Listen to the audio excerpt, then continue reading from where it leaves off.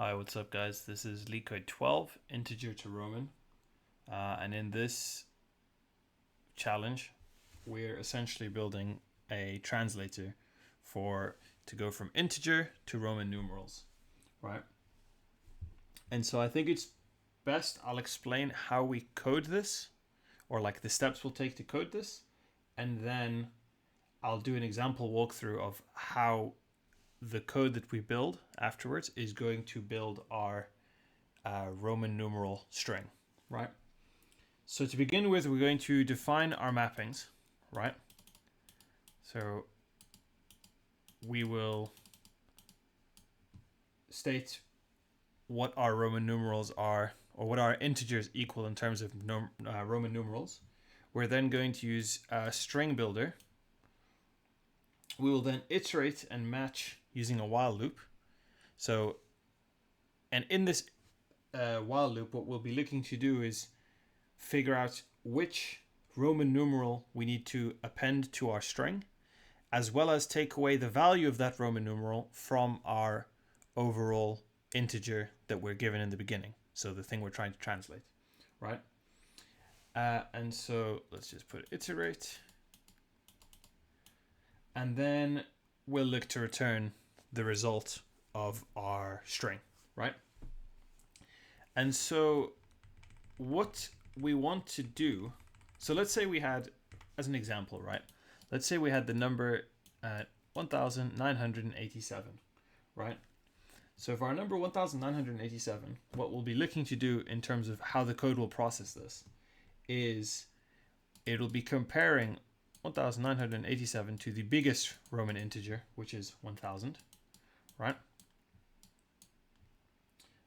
And then this will be appending, so we will then append m, because this is the only thing we can figure out is that we can use 1000, so we'll append m to our string, and then we'll take it away from, so we'll take away 1000 from our number, leaving us with, sorry, that should be 987, right?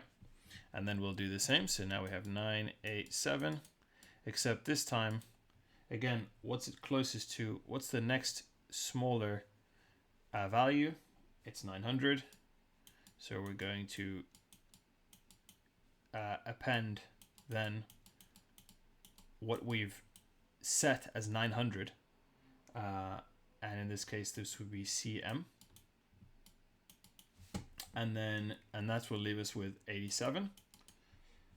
And we'll do one more, and then I can very quickly run through it. So 87 is greater than or equal to 50, right?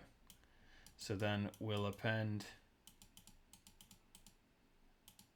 an L, and that will leave us with 37. And then the 37 will become, so 37 is bigger than 10, so then we'll append an X, and therefore we'll be left with 27, and then we'll have 27, so we'll do another X, 17, X becomes 7,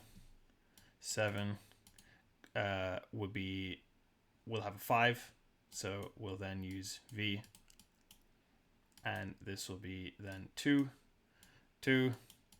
we have an I, which becomes a 1 is then another I, which then gives us a total of 0, which we then will have completed our while loop and figured out that 1987 then as a string, so as a combination of all of these, so we have M, we have CM, we have L, sorry, we have X, or rather we have 3 X's, we have V and 2 I's. So in the end, this is our Roman numerals for 1987. So in terms of code, okay, so in terms of code, what we need to begin with, which I'm not going to type this all out because I've already typed it out before. It's quite long. But what we're going to need is essentially an array for our string, or rather a string array for symbols, which will state each one of the symbols used, and obviously then an integer array which will contain our values that correlate to these symbols, right? So the next thing we'll need is a string builder, in which we'll call this result, and we'll do new string builder. And then we're now going to loop through each symbol and their value pair, right? So in this case, int I equals 0, and we need I is no greater than, oops, is less than values dot length. And we'll be fulfilling two conditions here, in that it needs to be no greater than the length of our values, and so the length of this, and at the same time that nums is still greater than 0, because once we've passed 0, once we've got to 0, then in that case we're where we need to be. And so we will then use our while loop, which will state that while num is greater than or equal to values I, we will then append our result, or append to our result string, the symbol in wherever I is. And we'll do num minus the values I. Oops, values I. Cool. And so this will be appending our symbol to our string, and this will be subtracting the value from our number integer, right? And then in the end, we're going to return result to string. And hopefully, if everything has gone well, everything's been typed correctly, which of course we haven't.